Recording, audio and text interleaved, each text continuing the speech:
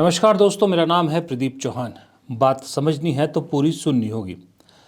राहुल गांधी जो शख्सियत है वो इसलिए ट्रोल ज़्यादा इसलिए होते हैं क्योंकि भारत में जितने और राजनीतिज्ञ हैं वो आम पॉलिटिशियन नहीं है। वो भारत के जितने राजनेता हैं, जितने राजनीतिज्ञ हैं, जितने नेता हैं, इन सब से अलग है। वो राजनीति को एक मिशन के तौर पर ले रहे हैं और वो राजनीति को एक इस तरह से ले रहे हैं जो एक एनजीओज जो काम करती हैं, जो एक मिशन के तहत काम करती है, जिनका टारगेट होता है एक, उसी तरह से वो राहुल गांधी भारत में राजनीति के ज़रिए अपना एक टारगेट अचीव करना चाहते हैं, मिशन अचीव करना चाहते हैं। और मिशन वो है कि किसी भी उसमें इस देश की राजनीति को क्लीन करना है और इस देश को जितनी जो बुरी, जो लोकतंत्र के लिए जो बुरे सिंबल्स हैं या लोकतंत्र के लिए जो खतरा जिन्हें राहुल गांधी मानते हैं, उन सब खतरों से बाहर निकालना है। अगर बाहर नहीं भी निकाल पाए तो कम से कम आगाह ज़रूर करना है। ये राहुल गांधी की राजनीति है और इसी के तहत उन्होंने राफेल वाला मुद्दा भी उठाया था और इसी के तहत मुझे लगता है ये वोट चोरी के मुद्दे को सिरे तक पहुंचाना चाहते हैं कि कम से कम वो मान चुके हैं कि मैं जीतूं या ना जीतूं, मैं पार्टी मेरी जीते या ना जीते, लेकिन इतना ज़रूर करना चाहता हूं कि इस देश के सामने मोदी और ज्ञानेश कुमार इनका कच्चा चिट्ठा खोलना चाहता हूं कि दरअसल ये जो सरकार जीतती है, ये जो इस पार्टी की सरकारें बनती है, ये पब्लिक मैंडेट से नहीं बनती बल्कि मैनिपुलेशन से बनती है। ये वो एक्सपोज करना चाहते हैं और उम्मीद करते हैं कि जब वो एक्सपोज करेंगे तो लोग उनकी बात पे विश्वास भी करेंगे। मुझे ऐसा लगता है राहुल गांधी इस राजनीति के तहत, इस सोच के तहत ये वोट चोरी के मुद्दे को सिरे तक पहुंचाना चाहते हैं, क्योंकि ये मुद्दा दरअसल ऐसा है जो इंस्टेंट राजनीतिक बेनिफिट देता दिख नहीं रहा है। लेकिन राहुल गांधी की नज़र में कहीं ना कहीं 2029 है और उन्हें लगता है कि अगर पार्टी और वो पूरे जोश से, पूरी ईमानदारी से इस मुद्दे को लोगों तक पहुंचा और कहीं एक जन आंदोलन के रूप में इसको कन्वर्ट करने में अगर कामयाब होते हैं तो 2029 में इसका फल ज़रूर मिलेगा, इसका असर भी दिखेगा और इसका फल और असर राजनीतिक फ़ायदे के रूप में भी दिख सकता है, जहां आपको कांग्रेस की सीटें बढ़ती नज़र आएगी। और इस दौरान राहुल गांधी शायद ये भी जानते हैं कि इस दौरान बहुत से साथी बिछुड़ भी जाएंगे, बहुत से साथी जो है उनका साथ भी छोड़ देंगे, क्योंकि राहुल गांधी वोट चोरी के मुद्दे पर ही हर जगह जाएंगे और दूसरी पार्टियां, जो रीजनल पार्टियां हैं, उनको अपने हित साधने होते हैं, वो शायद चुनाव में उन मुद्दों पे ज़्यादा जोर देंगी। तो ऐसे में कोऑर्डिनेशन की कमी दिखेगी तो बिहार वाला रिज़ल्ट आएगा और बिहार वाले रिज़ल्ट आने के बाद जो है फिर इल्ज़ामात सारे राहुल गांधी पर लगा दिए जाएंगे। फिर अरविंद केजरीवाल जैसी शख्सियत तो है ही हैं जो भड़काने का काम करेगी।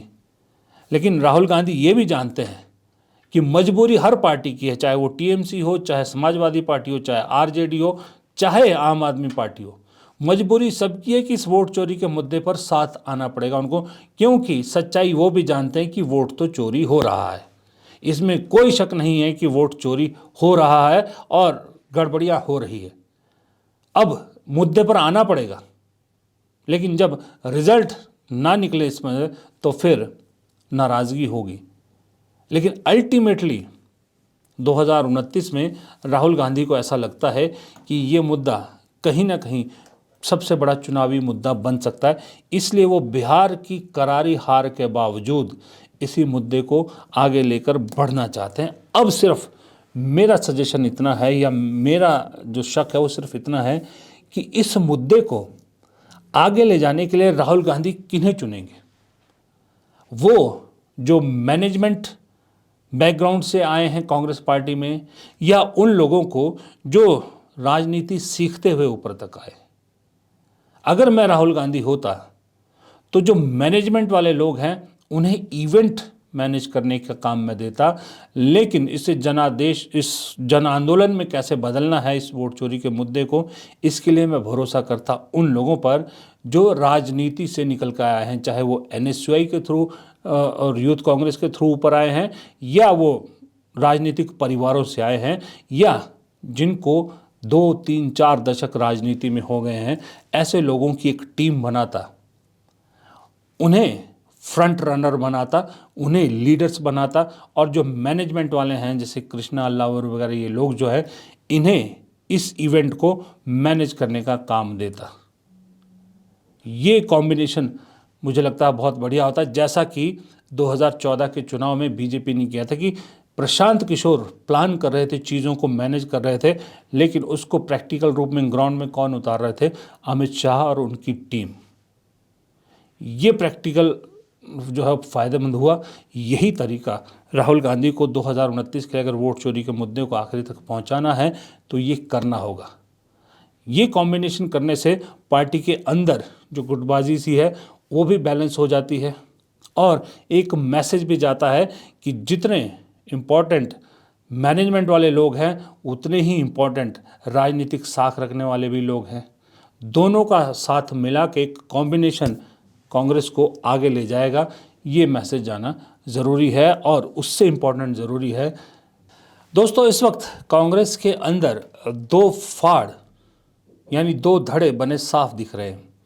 एक धड़ा है वो जो हर हाल में राहुल गांधी के पीछे खड़ा है और राहुल गांधी के वोट चोरी के मुद्दे पर पूरा विश्वास करता है, और एक धड़ा वो है जो ये कह रहा है कि वोट चोरी कोई मुद्दा नहीं रहा है, पार्टी को इस मुद्दे से हटकर इस पर जन आंदोलन बनाने की बजाय लोगों से जुड़े मुद्दे जैसे बेरोजगारी, महंगाई, इन चीज़ों पर जन आंदोलन करना चाहिए।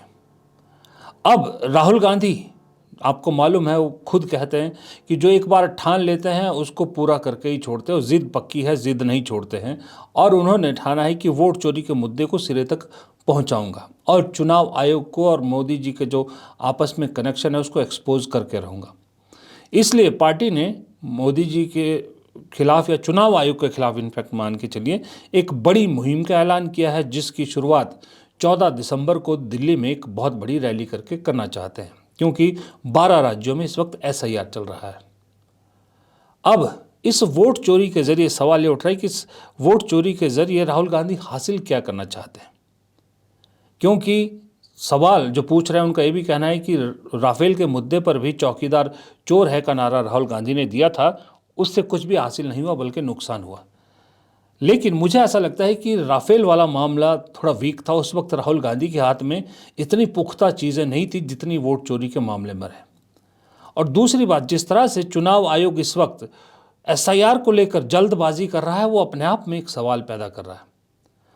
अब जिस तरह से आपने देखा है कि BLOs के अपनी जान देने की और BLOs के खिलाफ उतर आए हैं, ये सब खबरें आपके सामने आ रही कि चुनाव आयोग के खिलाफ बगावत शुरू होगी। अब जो है हालत ये हो गई है कि उत्तर प्रदेश के नोएडा में तकरीबन 60 BLOs के खिलाफ मामले दर्ज हुए हैं, और ये भी अपने आप में एक कोइंसिडेंस है कि ज्ञानेश कुमार जो मुख्य चुनाव आयुक्त है, जिनका ये SIR का सारा सपना है, उन्हीं की बेटी नोएडा में DM भी हैं जिन्होंने ये आदेश दिए हैं। तो जब BLOs को नहीं बख्शा जा रहा, और दूसरी बात सवाल ये पूछा जा रहा है कि उत्तर प्रदेश में चुनाव बहुत दूर हैं अभी, और राजस्थान में भी अभी काफ़ी वक्त है चुनाव में, दूसरे राज्यों में भी काफ़ी वक्त है चुनाव में, तो ये जल्दबाजी क्यों की जा रही है? 5 दिसंबर तक का वक्त क्यों दिया गया है? क्यों नहीं इसे पूरा वक्त दिया जा रहा? BLOs को प्रॉपर काम करने का वक्त क्यों नहीं दिया जा रहा? 6 महीने का वक्त दे दीजिए, क्योंकि चुनाव भी जिन जिन राज्यों में बहुत दूर है वहाँ तो वक्त दिया ही जा सकता है। क्या बात है कि चुनाव आयोग इतने कम टाइमलाइन में BLOs को प्रेशराइज कर रहा है, और BLOs को पे इतना प्रेशर आ रहा है कि वो अब बगावत पर उतर आए हैं। SIR को शुरू हुए मात्र 19 दिन हुए और 16 BLOs को चुनाव आयोग काल के गाल में खा गया।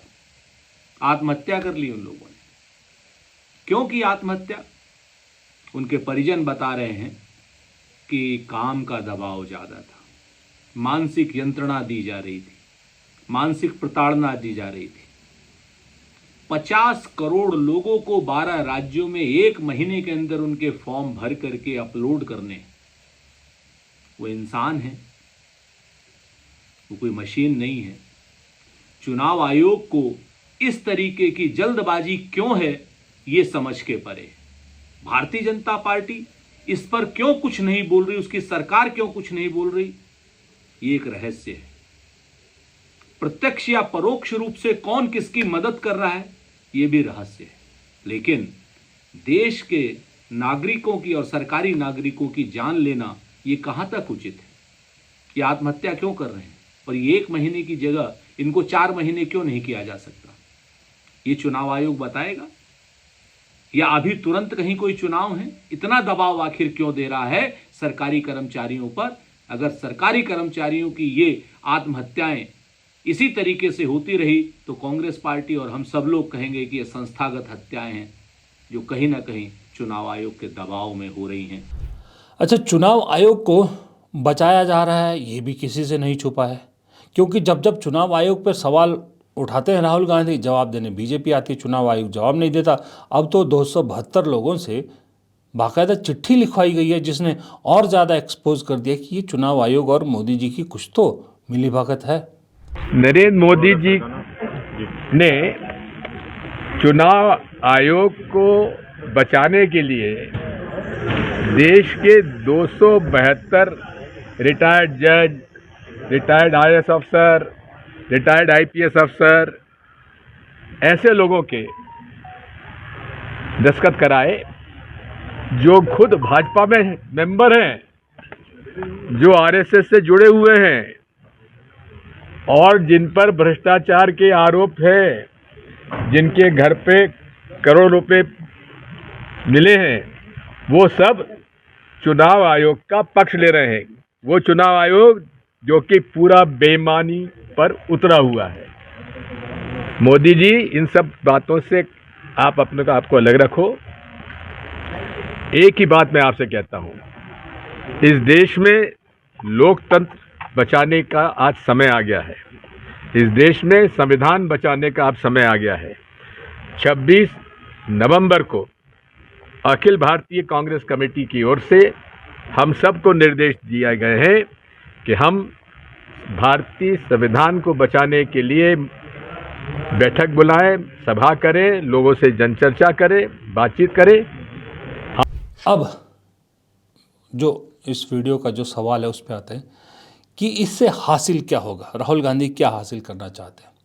देखिए, राहुल गांधी भी कहीं ना कहीं, मुझे ऐसा लगता है, जितना मैं उनकी राजनीति को समझ पाया हूँ, मैं भी लगातार 2004 से उनकी राजनीति को समझने की कोशिश कर रहा हूँ। 2004 से लेकर 14 तक अलग राहुल गांधी थे और 14 के बाद के राहुल गांधी अलग है। दोनों की राजनीति में दिन रात का फ़र्क है। पहले वाले Rahul Gandhi angry young man बनना चाहते थे, उसके बाद के राहुल गांधी ने अपने आप को सिचुएशन के हिसाब से संभालने की कोशिश की है और ख़ास करके भारत जोड़ो यात्रा के बाद के राहुल गांधी तो अलग है। फिलहाल इस वीडियो में इतना ही। प्रदीप चौहान को दीजिए इजाज़त। नमस्कार।